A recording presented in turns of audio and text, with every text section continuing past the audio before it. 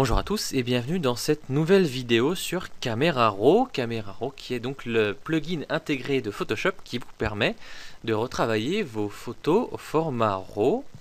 Alors dans la précédente vidéo nous avons vu comment fonctionnent les outils de base de Camera Raw et maintenant on va aller plus loin en essayant de répondre à la question suivante: comment être créatif avec Camera Raw? Alors la première chose à faire, ça va être de passer notre fenêtre en plein écran en appuyant sur la touche F de votre clavier. Voilà. Alors, comment être créatif avec Camera Raw? Plusieurs solutions. La première consiste par exemple à essayer de convertir votre image en noir et blanc. On va cliquer ici sur cette icône et on va cocher tout simplement, on vérifie qu'on est bien dans l'onglet teinte et on va cocher convertir en niveau de gris. L'image est immédiatement convertie en noir et blanc, mais le résultat est assez pâle.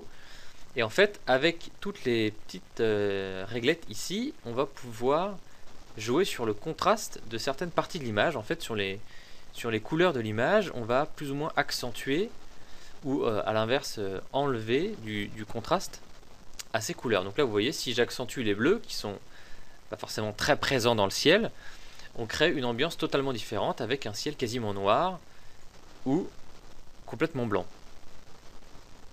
Et on peut faire pareil avec les autres couleurs qui sont pas forcément très représentatives parce que la majorité des couleurs ici en fait c'est du gris. Donc ça n'est pas forcément le meilleur exemple, mais ce n'est pas grave, c'est pour la forme. Autre option de créativité, ici l'option, enfin l'icône virage partiel. Alors dans cet onglet, vous allez pouvoir modifier la teinte des tons clairs, la teinte des tons foncés et ensuite mélanger l'ensemble. Comment ça fonctionne? Vous allez voir, c'est très facile. Vous avez d'abord une réglette teinte qui vous permet de faire varier les couleurs. Rien ne se passe, c'est normal, parce que vous n'avez pas encore touché à la réglette saturation. Une fois que vous avez augmenté celle-ci, vous voyez les couleurs qui changent. Maintenant, si je bouge ma barrette de teinte, vous voyez bien que tout change. Donc, en admettant que je veuille ajouter un peu de jaune à mon image, je vais augmenter un peu la saturation. Voilà, par là, c'est pas mal. Voilà. Donc là, j'ai des tons, clairs qui sont devenus très jaunes. Maintenant, on va s'occuper des tons foncés. Donc c'est exactement la même chose. Vous voyez, j'augmente la saturation et immédiatement, les tons foncés ont changé de couleur. Et là, c'est pareil. Donc je peux modifier la couleur, faire ce que je veux, créer une ambiance très chaude, une ambiance un peu contrastée. Et d'ailleurs, c'est ce que je vais faire. Je veux créer une ambiance de cross-processing où les couleurs sont mélangées. Les couleurs ne semblent pas réelles, avec beaucoup de magenta et beaucoup de jaune.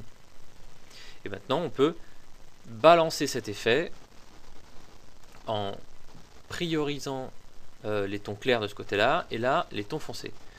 Bon, après, c'est parfaitement une question de choix. Ok, moi, ça me va. Bon, je trouve que ça manque un peu de contraste. Et je vais aller ici, vous voyez, dans le deuxième onglet. Je récupère une courbe, exactement comme les courbes dans Photoshop. Courbe paramétrique ou courbe de points. Je clique sur courbe de points et je vais, hop, tout simplement créer une courbe en S. Voilà, la fameuse courbe en S dont on parle tout le temps, que vous devez maintenant connaître par cœur. Et voilà, là j'ai augmenté mon contraste très facilement.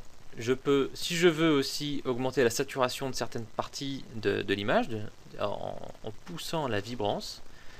Là ça va, vous voyez, ça va accentuer les bleus, ça va accentuer le jaune ici, donc ça va faire un effet assez sympa. Je peux aller encore plus loin, mais oui, rien n'arrête Camera Raw en créant du vignettage. Alors le vignettage, vous voyez, je suis allé dans cet onglet là.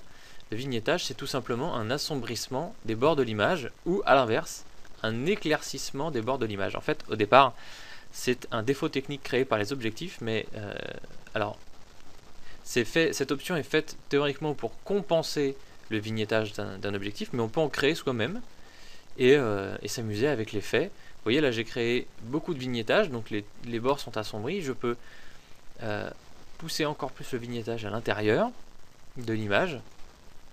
Je peux jouer ici avec les réglages. Vous voyez, travailler la rondeur de mon vignettage, faire en sorte que ce soit progressif ou au contraire très net. Bon, ça rend pas du tout.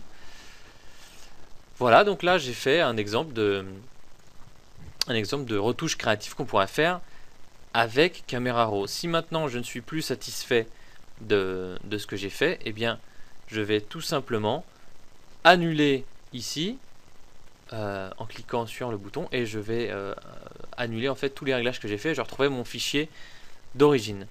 Je peux aussi appuyer sur la touche Alt de mon clavier et cliquer sur réinitialiser.